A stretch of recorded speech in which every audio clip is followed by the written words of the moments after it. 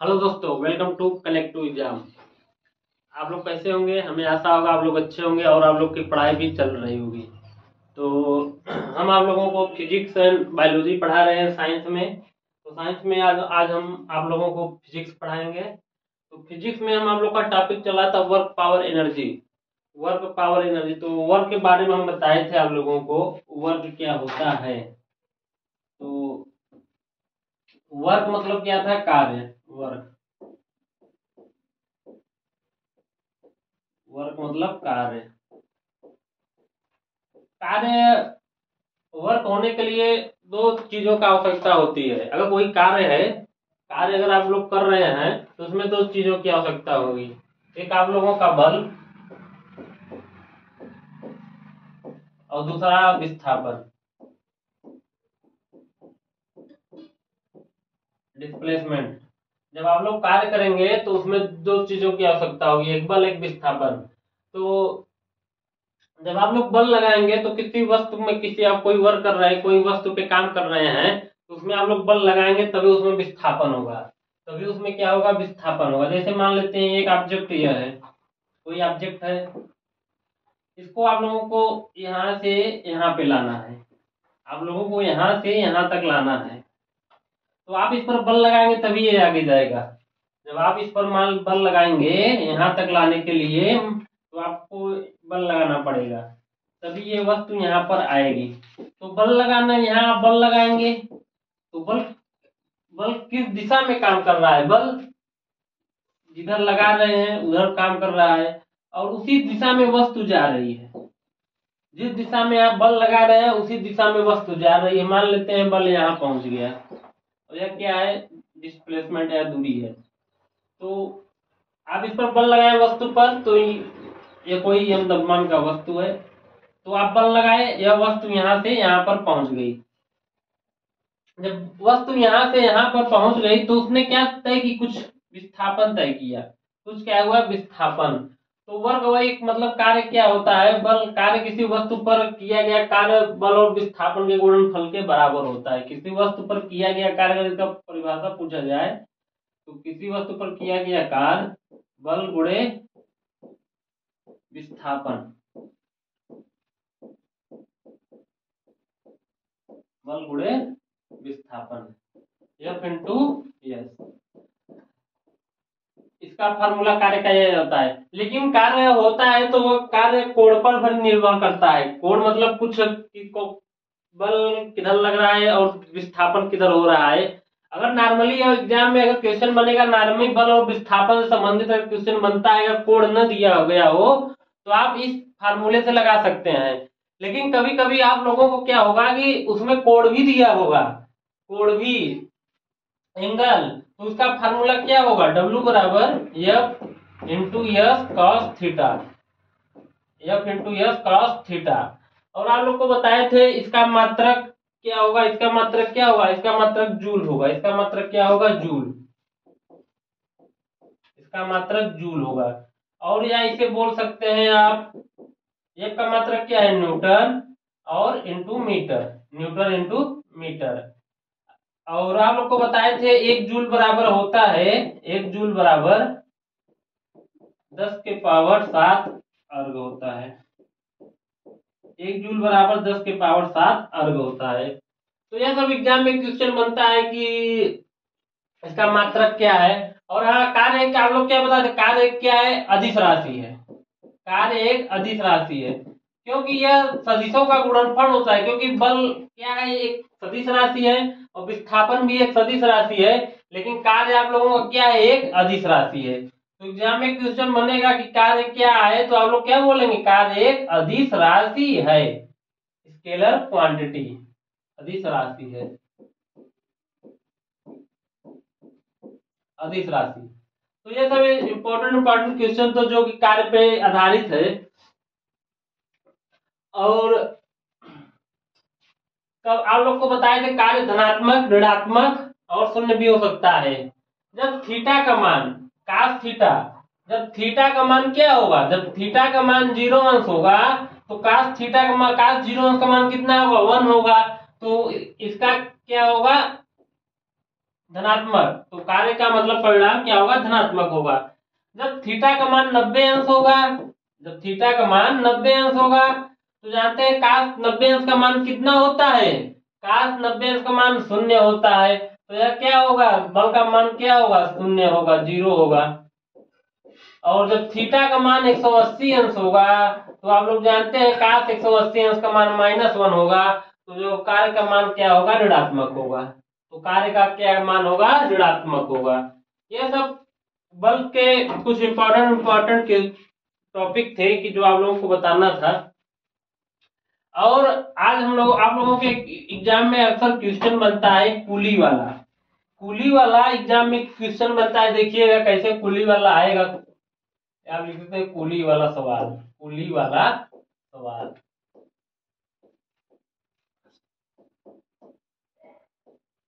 Coolie वाला सवाल, तो आप लोग ध्यान दीजिएगा। पहला, कोई है एक कूली है, मान लेते हैं क्या कूली है, और कूली अपने सर पे क्या लिया है, बोझा, सर पे क्या लिया है, बोझा, और वह कूली बोझा लेके आगे की तरफ जा रहा है, कूली बोझा लेके आगे की तरफ जा रहा है। तो आप लोग ध्यान दीजिएगा, यहाँ जब कूली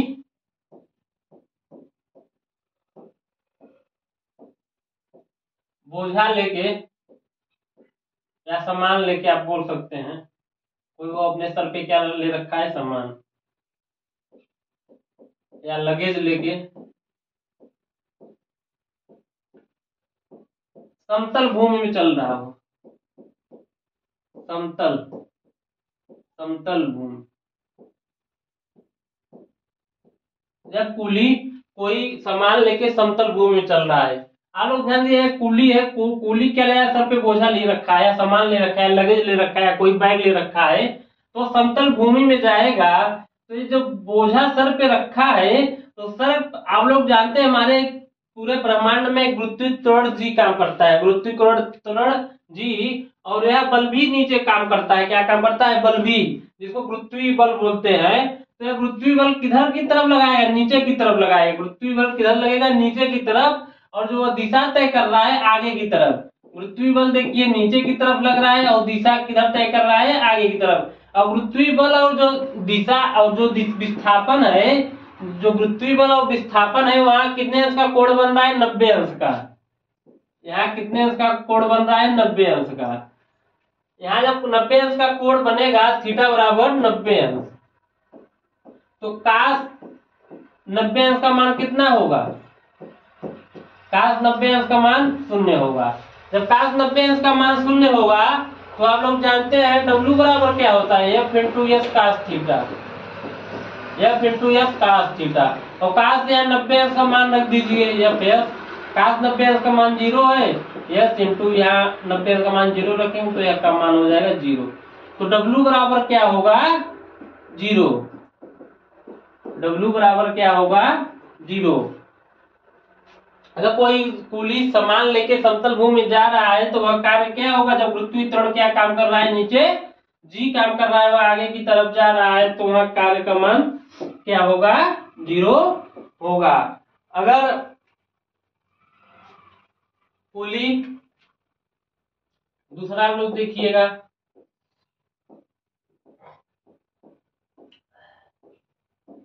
जब कूली सामान लेके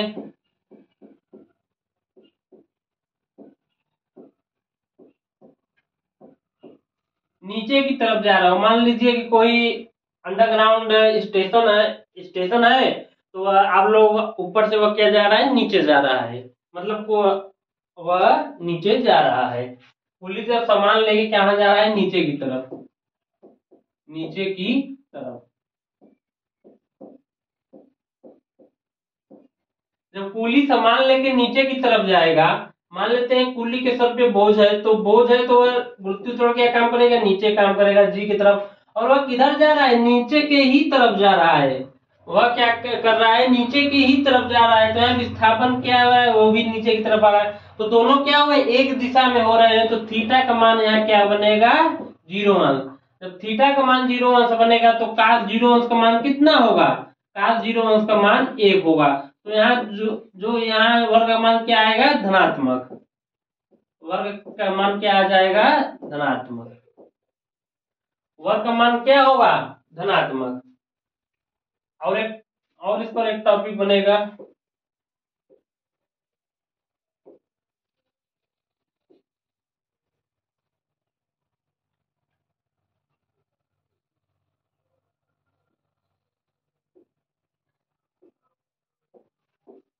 तीसरा आप लोग ध्यान दीजिएगा। जब कुली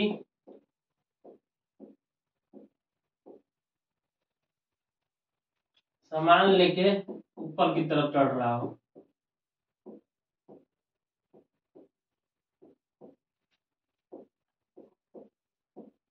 ऊपर की तरफ, कोई मान लीजिए अंडरग्राउंड स्टेशन है, मेट्रो स्टेशन है, तो आप क्या करेंगे, नीचे से ऊपर की तरफ जा रहा है कुली, कोई क्या रहा है, बैग लेके नीचे से ऊपर की तरफ जा रहा है। तो आप लोग जानते हैं जो सर पे बोझा लिया उस पर एक बल काम कर रहा होगा, जो कि बल क्या काम कर रहा है, नीचे की तरफ काम कर रहा है। यह जी क्या काम कर रहा है, गुरुत्वाकर्षण नीचे की तरफ। लेकिन वह जा किधर रहा है, वो ऊपर की तरफ बोझा लेके जा रहा है, तो वहां विस्थापन क्या होगा, ऊपर की तरफ होगा। विस्थापन क्या होगा, ऊपर की तरफ होगा। तो यहाँ थीटा का मान कितना अंश बन रहा है, 180 अंश। थीटा का मान 180 अंश, तो cos 180 अंश का मान कितना होगा, -1 होगा। तो यहाँ कार्य क्या होगा, कार्य ऋणात्मक।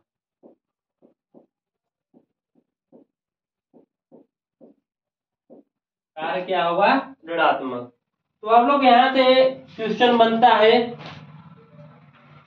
ऋणात्मक या निगेटिव आप बोल सकते हैं, इसे पॉजिटिव बोल सकते हैं, पॉजिटिव, इसे निगेटिव।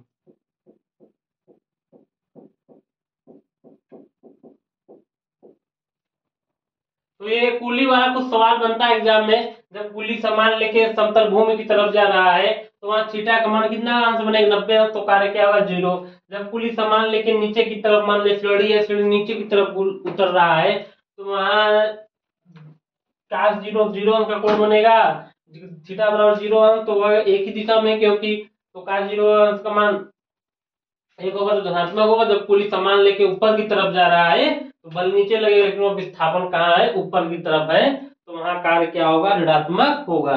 तो ये वर्क से संबंधित कुछ टॉपिक थे जो आप लोग को हमें बताना था, जो एग्जाम में क्वेश्चन बनेगा। तो आप लोग टॉपिक को ध्यान से समझिएगा, तो आप आराम से क्वेश्चन एग्जाम में बना पाएंगे, क्योंकि कैसे धनात्मक होता है, कैसे ऋणात्मक होता है, कैसे वह शून्य होता है।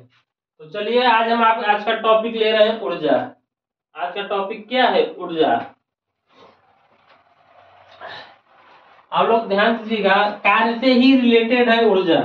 जो कार्य है, कार्य से ही रिलेटेड है ऊर्जा। तो किसी वस्तु में कार्य करने की क्षमता को उस वस्तु का ऊर्जा कहते हैं। क्या कहते हैं, ऊर्जा। किसी वस्तु में कार्य करने की क्षमता को उस वस्तु की ऊर्जा कहते हैं। इस पृथ्वी पर कोई भी वस्तु है उसमें कुछ न कुछ क्षमता होगी कार्य करने की। इस पृथ्वी पर जितने भी कोई वस्तु है, मान लीजिए कोई भी वस्तु यानी पार्टिकल है, इस पृथ्वी जितने भी वस्तु विराजमान है उन सब में कोई न कोई कार्य करने की क्षमता होगी, जिसे उस वस्तु का क्या बोलेंगे, ऊर्जा, एनर्जी। उस वस्तु का क्या बोलेंगे, एनर्जी। उस वस्तु का क्या बोलेंगे, एनर्जी। और ऊर्जा का मात्रक वही होता है जो कार्य का मात्रक होगा।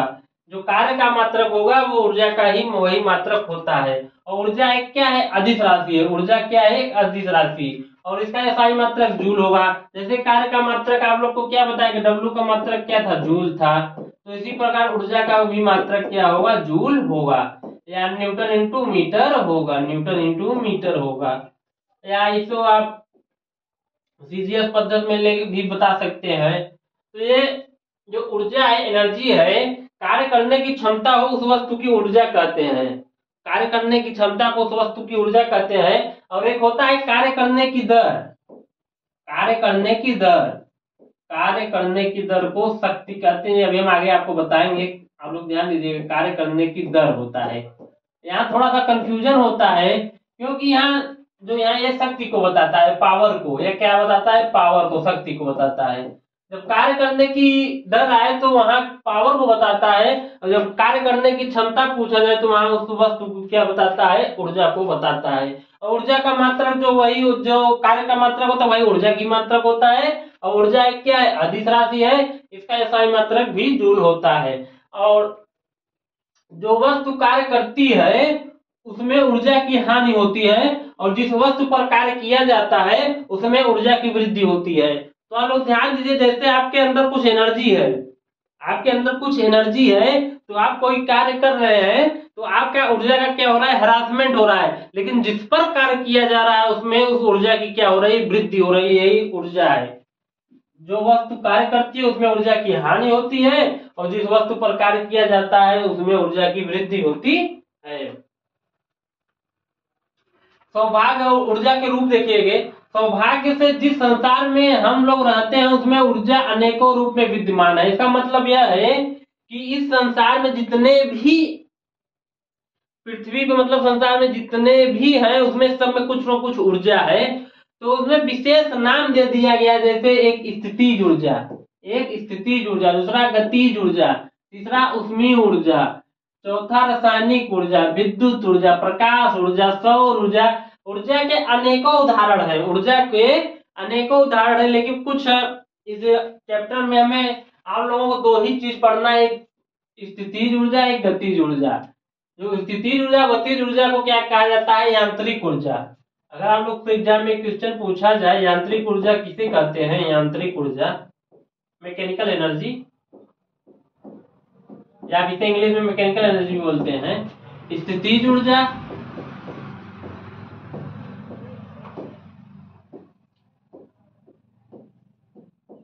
प्लस गतिज ऊर्जा।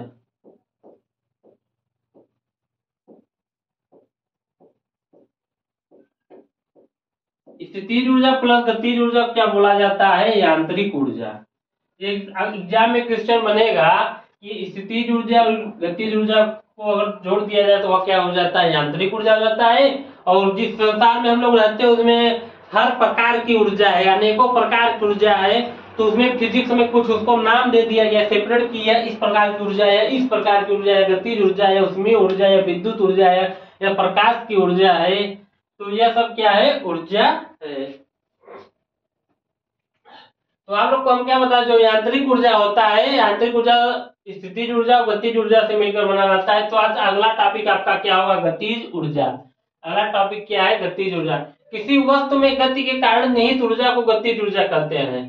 कोई वस्तु है उसमें अगर गति के कारण अगर उसमें ऊर्जा आ जा रही है, कोई वस्तु क्या है चल रही है, तो उसमें क्या है, गतिज ऊर्जा है। उसमें क्या है, गति के कारण उसमें कोई ऊर्जा आ गई। जैसे आप रन कर रहे हैं तो आप गति कर रहे हैं, दौड़ रहे हैं, तो आपका क्या है, गति है। तो उसमें कुछ आपको ऊर्जा विद्यमान होगी, तो आप क्या बोला जाता है, गतिज ऊर्जा, मतलब काइनेटिक एनर्जी। क्या बोला जाता है, काइनेटिक एनर्जी।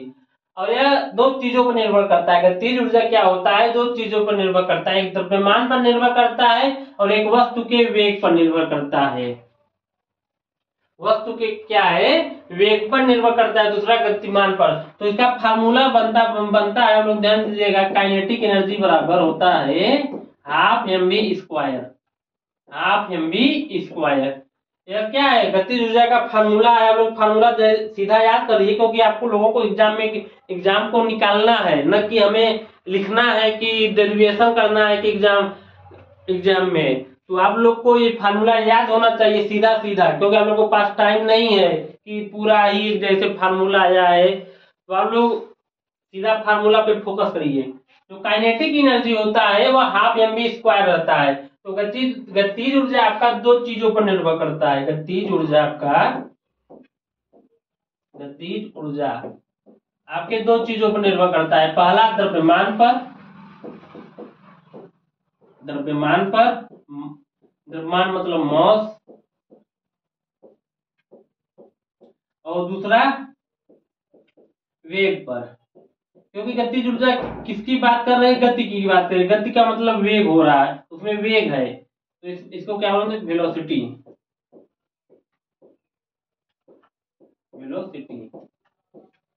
तो गतिज ऊर्जा दो चीजों पर निर्भर करता है, एक द्रव्यमान पर, एक वेग पर। किसी वस्तु में गति के कारण उसमें कौन सी ऊर्जा होती है, गतिज ऊर्जा। तो आप लोग ध्यान दीजिएगा, थोड़ा सा इसमें कुछ कुछ टॉपिक है गतिज ऊर्जा संबंधित। किसी वस्तु का गतिज ऊर्जा मतलब कोई वस्तु है, उसके द्रव्यमान को दुगुना कर दिया जाएगा तो उसकी गतिज ऊर्जा दोगुनी हो जाएगी। कोई वस्तु है, उसके द्रव्यमान को दुगुना कर दिया जाए तो उसकी गतिज ऊर्जा दोगुनी हो जाएगी। कैसे हो जाएगी आप लोग ध्यान दीजिएगा, देखिएगा। जैसे मान लेते हैं गतिज ऊर्जा बराबर क्या होगा,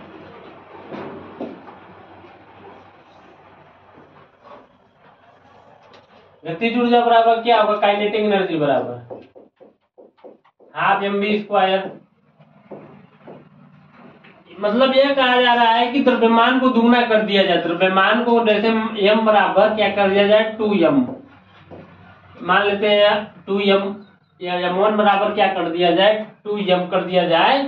तो उसमें मान लेते हैं क्या m1 है, वह द्रव्यमान को क्या कर दिया जा रहा है, दुगुना कर दिया जा रहा है। तो गतिज ऊर्जा में क्या वृद्धि होगी, तो आप लोग ध्यान दीजिएगा। तो गतिज ऊर्जा में क्या वृद्धि होगी, काइनेटिक एनर्जी बराबर हाफ m क्या मानना होगा, 2m इंटू v स्क्वायर। तो आप लोग क्या बोलेंगे, 2 हाफ mv स्क्वायर। तो देखिए जो पहले फार्मूला था या फिर फार्मूला मिलके आ गया है, तो काइनेटिक एनर्जी बराबर क्या होगा, 2ke। तो यह कह रहा है गतिज ऊर्जा क्या होगा, द्रव्यमान को आप दुगुना करेंगे तो गतिज ऊर्जा क्या हो जाएगी, दुगुना हो जाएगी। तो आप लोग यहाँ से क्वेश्चन आराम से बना पाएंगे अगर इसको समझ गए होंगे कि गतिज ऊर्जा में क्या द्रव्यमान को दुगुना किया जाएगा तो उसकी गतिज ऊर्जा में क्या होगी, दुगुनी वृद्धि होगी। और द्रव्यमान को आधा करने पर उसकी गतिज ऊर्जा आधी हो जाएगी। और द्रव्यमान को अगर आधा किया जाएगा तो उसकी गतिज ऊर्जा क्या हो जाएगी, आधी हो जाएगी। कैसे आप लोग देखिएगा, देखिए द्रव्यमान को क्या किया जा रहा है, आधा किया जा रहा है। अब द्रव्यमान को क्या किया जा रहा है, आधा, हाफ m। तो काइनेटिक एनर्जी बराबर हाफ mv स्क्वायर। तो आप इसको यहाँ पे मान रखिएगा, काइनेटिक एनर्जी बराबर हाफ, अब इसका भी मान रखिए 1/2 mv स्क्वायर। तो आप यहाँ से क्या बनेगा, 1/2 इसको mv स्क्वायर। तो आप लोग ध्यान दीजिएगा, यहाँ देखिए काइनेटिक एनर्जी बराबर क्या बना है, ये देखिए फार्मूला आ गया पहले से।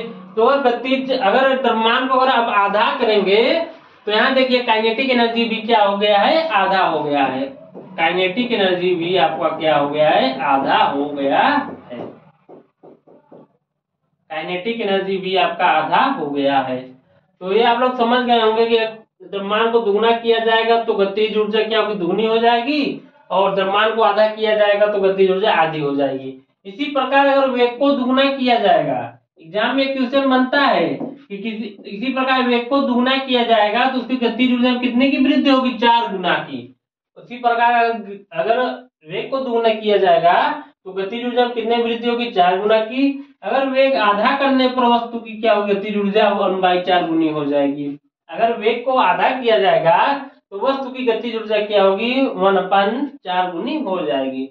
तो आप लोग ये समझ गए होंगे कि अगर द्रव्यमान दुगुना किया जाएगा तो गतिज ऊर्जा भी दोगुनी हो जाएगी। अगर द्रव्यमान आधा किया जाएगा तो गतिज ऊर्जा भी आधा हो जाएगा। और अगर वेग को दुगुना किया जाएगा तो गतिज ऊर्जा क्या होगा, आपका 4 गुना हो जाएगा। अगर वेग को आधा किया जाएगा तो गतिज ऊर्जा 1/4 गुनी हो जाएगी।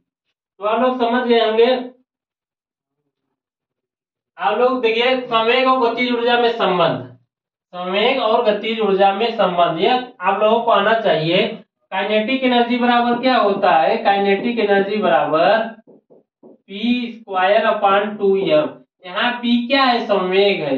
p क्या है, संवेग है। देखिए आप लोग को हम बताते हैं कैसे, ये आप लोगों को आना चाहिए। क्वेश्चन यहाँ से बनता है, स्थितिज ऊर्जा में गतिज ऊर्जा से क्वेश्चन नहीं बनता है। गतिज ऊर्जा और संवेग को दोनों को मिला देने पर ही क्वेश्चन बनाते हैं। देखिएगा जैसे आप लोग ध्यान दीजिए, काइनेटिक एनर्जी बराबर क्या होता है, काइनेटिक एनर्जी बराबर half mv square, half mv square.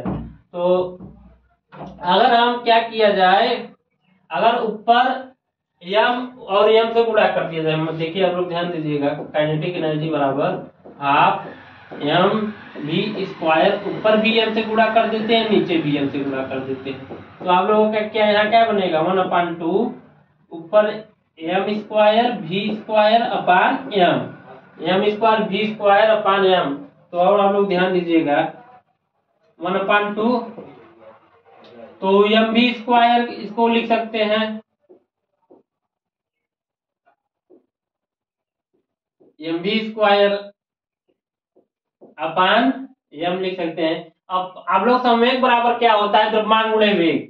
संवेग का फार्मूला क्या होता है, द्रव्यमान एम इंटू वी, द्रव्यमान गुणे वेग। तो यहाँ देखिए, यहाँ एम वी का मान रख दीजिए पी 1/2, यहाँ पी के रखेंगे तो पी स्क्वायर अपान एम।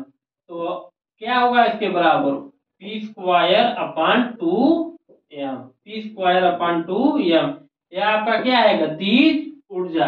गतिज ऊर्जा बराबर देखिए, यहाँ से आप लोग का इक्वेशन मिल गया, गतिज ऊर्जा बराबर काइनेटिक एनर्जी बराबर P square upon 2m, P square upon 2m। यह आप लोगों को आना चाहिए कि इसका फार्मूला आप लोग को याद होना चाहिए।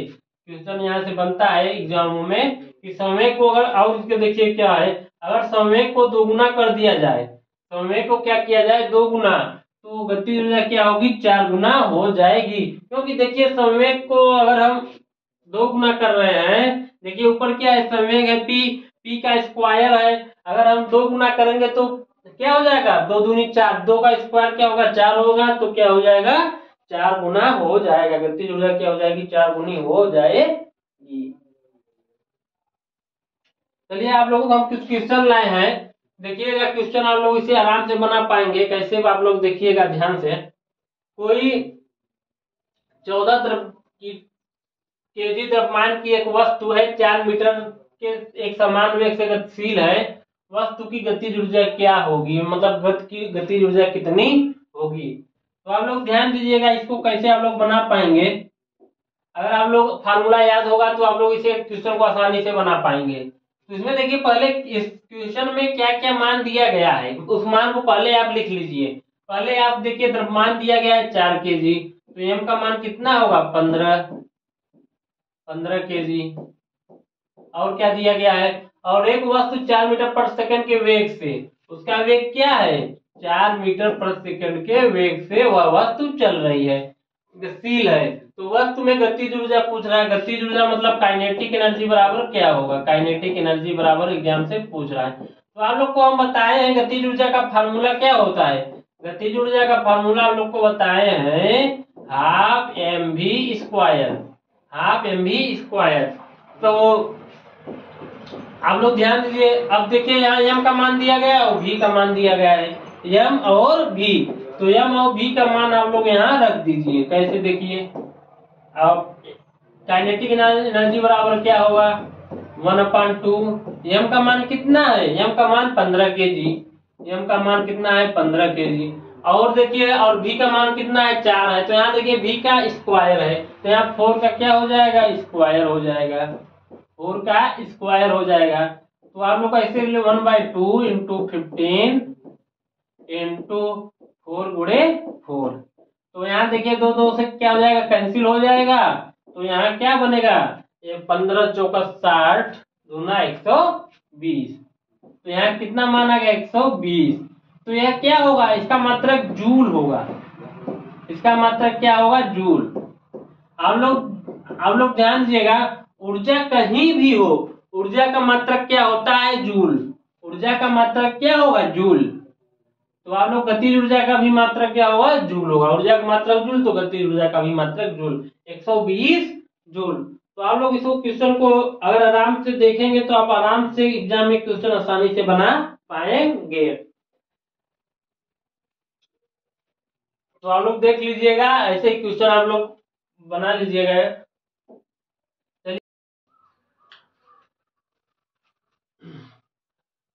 तो आइए आप लोगों को दूसरा क्वेश्चन बताते हैं।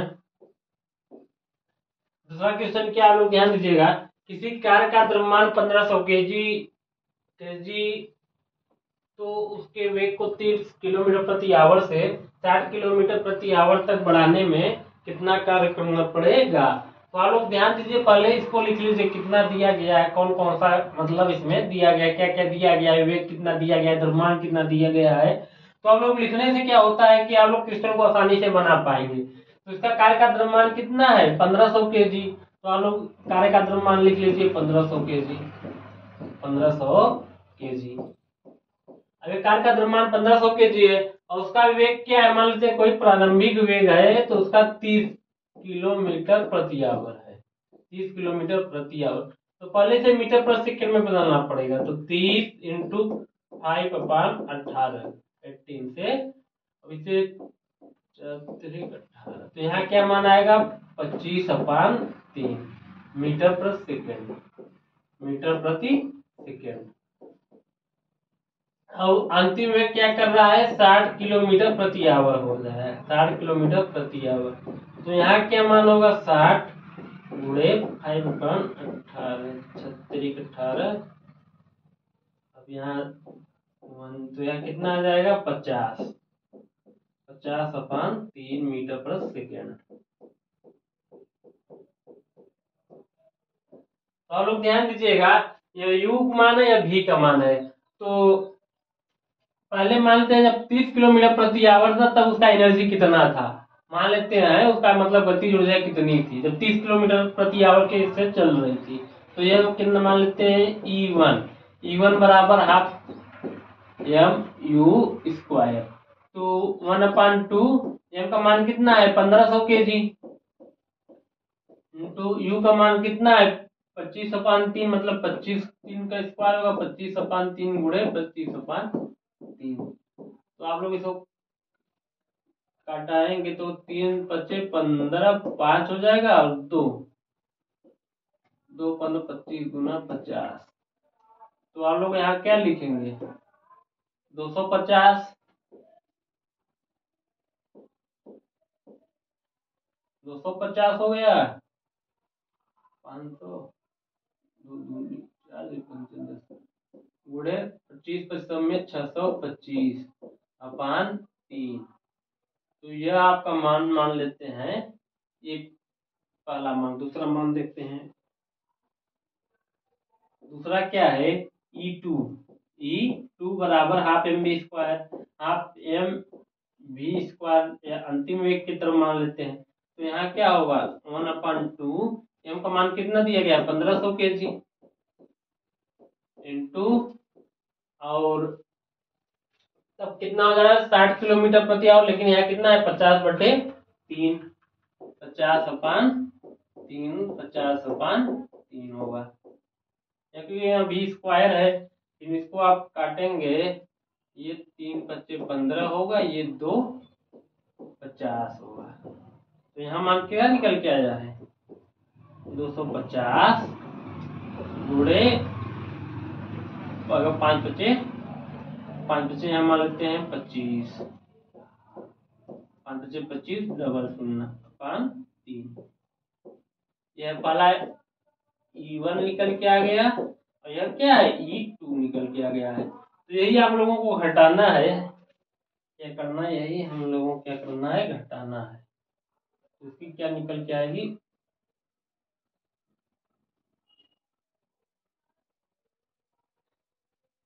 एनर्जी निकल के आएगा। थोड़ा स्लाइड ले लेते हैं।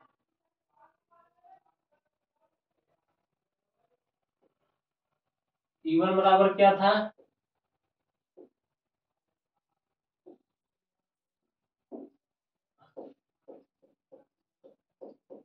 E1 बराबर 250 गुणे 625 250 गुणे 625/3 और E2 बराबर कितना था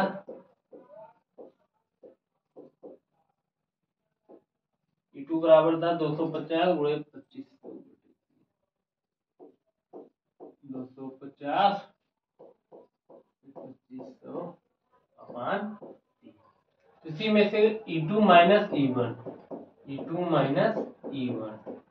तो यहाँ आप लोग क्या आएगा 250 गुणे 250/3 माइनस 250 गुणे 625/3। तो इसमें देखिए कॉमन ले लीजिए आप लोग। इससे पहले 250 अगर आप लोग 250/3 कॉमन ले लेते हैं 250/3 कॉमन ले लेंगे तो यहाँ कितना पड़ेगा ना, 2500 माइनस 625। तो यहाँ 250/3, यहाँ क्या होगा 5 मान आएगा।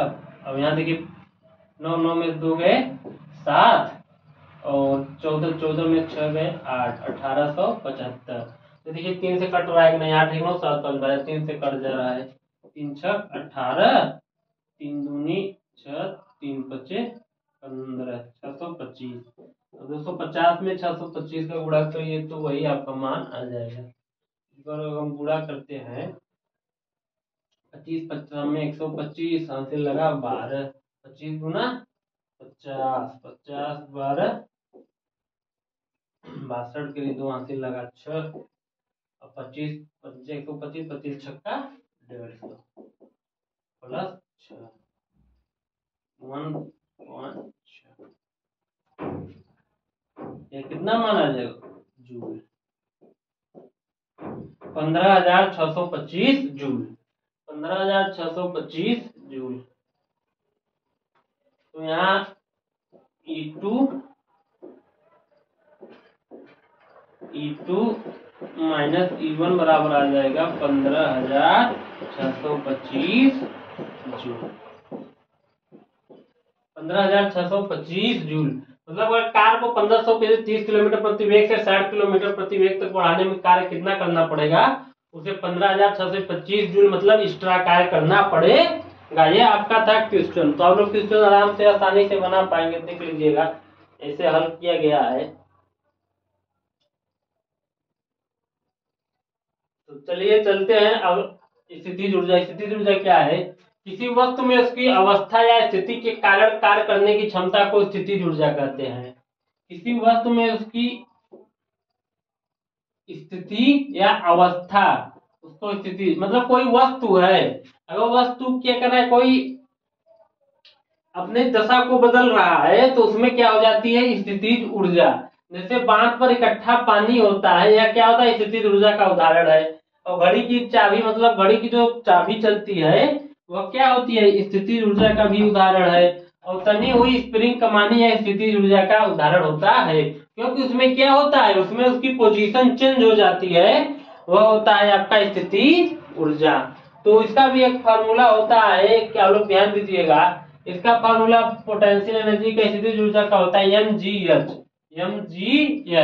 वस्तु को किसी ऊंचाई तक उठाने में उसकी ऊर्जा में वृद्धि होती है। कोई वस्तु है उसे ऊंचाई तक उठाएंगे तो उसकी ऊर्जा में वृद्धि होगी। इसके कारण उसको ऊपर उठाने में गुरुत्व बल के विरुद्ध कार्य किया जाता है। मान लेते हैं कोई वस्तु है, यहाँ पे इसे ऊंचाई तक उठाया जा रहा है, ऊपर ऊंचाई तक उठाया जा रहा है, लेकिन उसके विरुद्ध एक गुरुत्वीय त्वरण कार्य जी करता है। उसको गुरुत्वीय बल, इसको कोई गुरुत्वीय बल है, वह क्या कर रहा है नीचे की तरफ क्या करता है काम करता है। गुरुत्वीय बल क्या काम करता है नीचे की तरफ काम गुरुत्व कार्य किया जाता है। इस प्रकार वस्तु को विद्यमान ऊर्जा गुरुत्वीय स्थितिज ऊर्जा होती है। तो इसकी पोटेंशियल क्या है गुरुत्वीय स्थितिज ऊर्जा, पोटेंशियल एनर्जी बराबर क्या होता है mgh। पोटेंशियल एनर्जी में हाइट का होना जरूरी है, हाइट और द्रव्यमान। तो स्थितिज ऊर्जा क्या होगा mgh। और इसका अगर पूछा जाए मात्रक क्या होगा, इसका भी मात्रक जूल होगा, इसका भी मात्रक क्या होगा जूल होगा। और यह एक क्या है अदिश राशि है, यह कैसी राशि है अदिश राशि है, स्केलर क्वांटिटी। स्केलर क्वांटिटी यह क्या है एक अदिश राशि है। यही है गतिज ऊर्जा और स्थितिज ऊर्जा दोनों क्या कहा जाता है यांत्रिक ऊर्जा। अगर स्थितिज ऊर्जा और तो मिला दिया जाए तो उसको क्या कहा जाता है यांत्रिक ऊर्जा।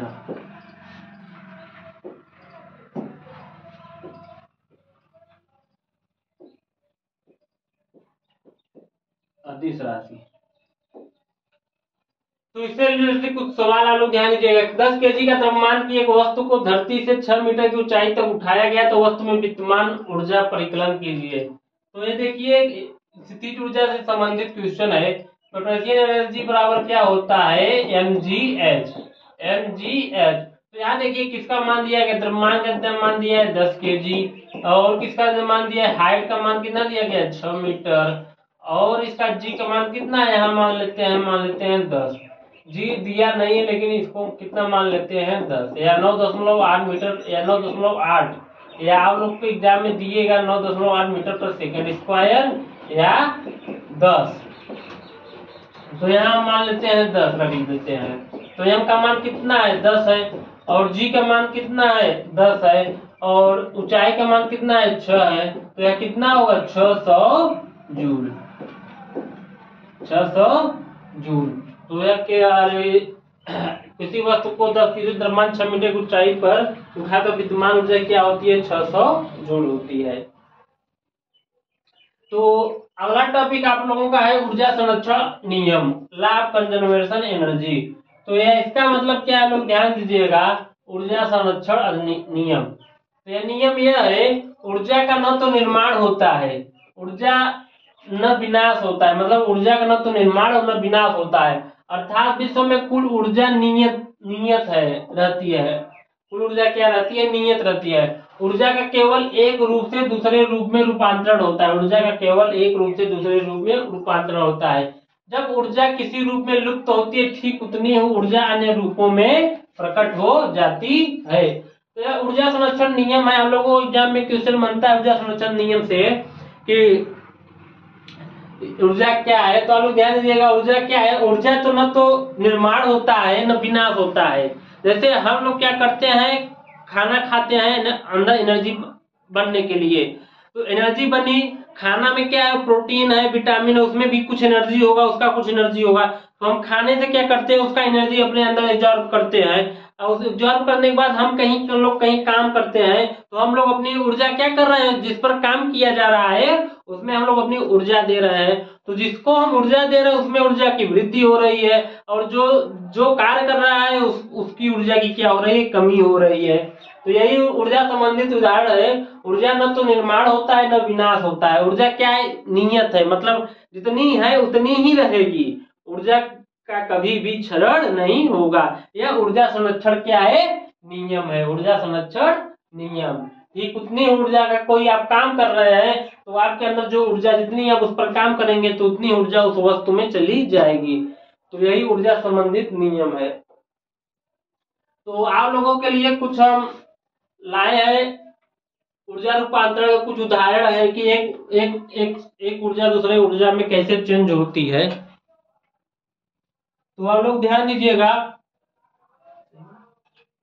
तो जैसे देखिए सौर सेल क्या होता है, सौर सेल, जो सौर सेल ऊर्जा होता है यह प्रकाश ऊर्जा से विद्युत ऊर्जा में चेंज करता है। जो सौर सेल होता है यह प्रकाश ऊर्जा से किसमें चेंज करता है, विद्युत ऊर्जा में।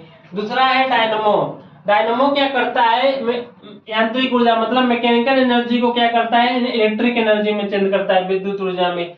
तीसरा क्या है, विद्युत मोटर। क्या है, विद्युत मोटर। विद्युत मोटर क्या है, विद्युत से चलता है, तो विद्युत से चलेगा तो विद्युत ऊर्जा ग्रहण करेगा और निकालेगा क्या, मैकेनिकल एनर्जी का वो करता है। और माइक्रोफोन, माइक्रोफोन क्या होता है, ध्वनि ऊर्जा को विद्युत ऊर्जा में बदलता है। हम लोग जैसे बात करते हैं तो बात करते वक्त हम लोग की जो आवाज मोबाइल से अगले व्यक्ति को पहुंचती है तो उसमें माइक्रोफोन लगा होता है। तो माइक्रोफोन क्या करता है, पहले ध्वनि ऊर्जा ग्रहण करता है, फिर उसे इलेक्ट्रिक एनर्जी में बदलता है। इलेक्ट्रिक एनर्जी बदलने के बाद जो जिससे आप बात कर रहे हैं वह उसके आवाज उसको यहाँ फिर वह इलेक्ट्रिक एनर्जी से उसे ध्वनि ऊर्जा में चेंज करता है, वह लाउड स्पीकर होता है। वह क्या होता है, लाउड स्पीकर। वह विद्युत ऊर्जा को किसमें चेंज करता है, ध्वनि ऊर्जा में। और सितार क्या होता है, सितार क्या होता है, यांत्रिक ऊर्जा को किसमें चेंज करता है, ध्वनि ऊर्जा में। सितार किसमें चेंज करता है, यांत्रिक ऊर्जा को ध्वनि ऊर्जा में। बल्ब, जैसे कोई बल्ब जल रहा है, बल्ब जलता है, कैसे जलता है, उसमें क्या आती है, विद्युत ऊर्जा आती है, तो वो किसमें चेंज करेगा, प्रकाश या ऊष्मा ऊर्जा में। या मोमबत्ती, मोमबत्ती में क्या होता है, मैकेनिकल, उसमें मैकेनिकल प्रोसेस से उसे बनाया जाता है, तो उसमें कौन सी ऊर्जा रहती है, रासायनिक ऊर्जा रहती है। जब जलने लगती है तो वह कौन सी ऊर्जा निकालती है, प्रकाश ऊर्जा निकालती है। और देखिए कोयले का जलना, कोयला क्या है, जब जलेगा तो उसमें कौन सी ऊर्जा होगी, रासायनिक ऊर्जा होगी। और वह कौन सा ऊर्जा को निकालेगा अपने एनर्जी से, क्या होगा, ऊष्मा ऊर्जा होगा। और विद्युत सेल, विद्युत सेल में क्या होती है, एक रासायनिक ऊर्जा होती है, वो कौन सी ऊर्जा अपनी बाहर निकालेगी, विद्युत ऊर्जा को निकालती है। और होता है इंजन। इंजन में क्या होता है, उष्मा ऊर्जा होता है। जैसे इंजन है, कोई इंजन में क्या है, उष्मा ऊर्जा, तो वह कौन सी ऊर्जा को बाहर निकालेगी, यांत्रिक ऊर्जा को। कौन सी ऊर्जा को, यांत्रिक ऊर्जा को।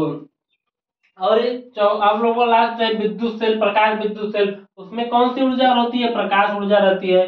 और वह कौन सी ऊर्जा को निकालता है बाहर, विद्युत ऊर्जा को। तो एग्जाम में यहाँ से क्वेश्चन बनता है कौन से मतलब उपकरण से, ये क्या सब है, उपकरण है, यह सब क्या है, उपकरण है। इस सब उपकरण से एनर्जी का क्या होता है, चेंज होता है। यही ऊर्जा संरक्षण नियम है। मतलब एक एक एक एक एनर्जी से दूसरे एनर्जी में क्या होता है, चेंज होता है। एक एनर्जी से दूसरे एनर्जी में क्या होता है, चेंज होता है। यह आपकी क्या है, ऊर्जा संरक्षण नियम है। मतलब कि सौर सेल प्रकाश ऊर्जा से विद्युत ऊर्जा में, डायनमो यांत्रिक ऊर्जा से विद्युत ऊर्जा में, विद्युत मोटर विद्युत ऊर्जा से यांत्रिक ऊर्जा, माइक्रोफोन ध्वनि ऊर्जा से विद्युत ऊर्जा में, लाउड स्पीकर विद्युत ऊर्जा से ध्वनि ऊर्जा में, सितार यांत्रिक ऊर्जा से ध्वनि ऊर्जा में, बल्ब या लाइट या हीटर विद्युत ऊर्जा से प्रकाश ऊर्जा में, मोमबत्ती रासायनिक ऊर्जा से प्रकाश ऊर्जा में, कोयला का जलना रासायनिक ऊर्जा से उष्मा ऊर्जा में, विद्युत सेल रासायनिक ऊर्जा से विद्युत ऊर्जा में, और इंजन क्या होता है, उष्मा ऊर्जा से यांत्रिक ऊर्जा में, प्रकाश विद्युत सेल प्रकाश ऊर्जा से विद्युत ऊर्जा में। तो ये क्या हो रहा है, चेंज हो रहा है। तो ये सब क्या है, ऊर्जा संरक्षण संबंधित नियम से ये सब काम करते हैं। तो अगला आपका टॉपिक है मास एनर्जी। तो द्रव्यमान ऊर्जा क्या है, द्रव्यमान ऊर्जा। तो द्रव्यमान ऊर्जा मतलब क्या होता है, कोई वस्तु उसका कोई द्रव्यमान होता है, तो द्रव्यमान के कारण उसमें कुछ ऊर्जा होती है। कोई वस्तु है उसमें कोई द्रव्यमान होता है, तो उसमें कुछ ऊर्जा होती है, उसी को क्या बोला गया है, द्रव्यमान ऊर्जा। प्रत्येक द्रव्य में, प्रत्येक वस्तु में मान लेते हैं, प्रत्येक द्रव्य में द्रव्यमान के कारण उसमें ऊर्जा संचित होती है, उसे द्रव्यमान ऊर्जा कहते हैं। इसका फार्मूला होता है E बराबर mc स्क्वायर। E बराबर क्या होता है, mc स्क्वायर। जहाँ ये पदार्थ का नियंत्रण मतलब पदार्थ की ऊर्जा को बता रहा है, और यह पदार्थ का द्रव्यमान है, उसी क्या है, प्रकाश का वेग 3 × 10⁻⁸ प्रकाश का वेग कितना होता है, 3 × 10⁻⁸ मीटर प्रति सेकेंड। और यह किसके द्वारा दिया गया है, आइंस्टीन के द्वारा दिया गया द्रव्यमान ऊर्जा समीकरण। आपके एग्जाम में क्वेश्चन बनेगा कि द्रव्यमान ऊर्जा समीकरण किसके द्वारा दिया गया है, तो हम लोग क्या बोलेंगे, आइंस्टीन के द्वारा दिया गया द्रव्यमान ऊर्जा समीकरण है। इसे अपेक्षकता सिद्धांत या सापेक्षकता का सिद्धांत भी बोला गया है। इसे अपेक्षकता का सिद्धांत या सापेक्षकता का सिद्धांत बोला है। इसे थ्योरी ऑफ रिलेटिविटी भी कहा जाता है। इसे थ्योरी ऑफ रिलेटिविटी भी कहा जाता है। तो द्रव्यमान ऊर्जा क्या होती है, कोई वस्तु है, मतलब इस पृथ्वी पर जितने भी विराजमान द्रव्य हैं उन सब का कोई द्रव्यमान होता है, मास होता है, और वही मास के तहत उसमें कुछ एनर्जी रहता है, वही आपका क्या है, द्रव्यमान ऊर्जा है। तो आज का टॉपिक यहीं पे आप लोगों का खत्म होता है। और आपका आज का क्लास आप लोग कैसा लगा है, प्लीज लाइक एंड शेयर करिए और अपने दोस्तों को जरूर बताएं। चलिए मिलते हैं अगली क्लास में, धन्यवाद।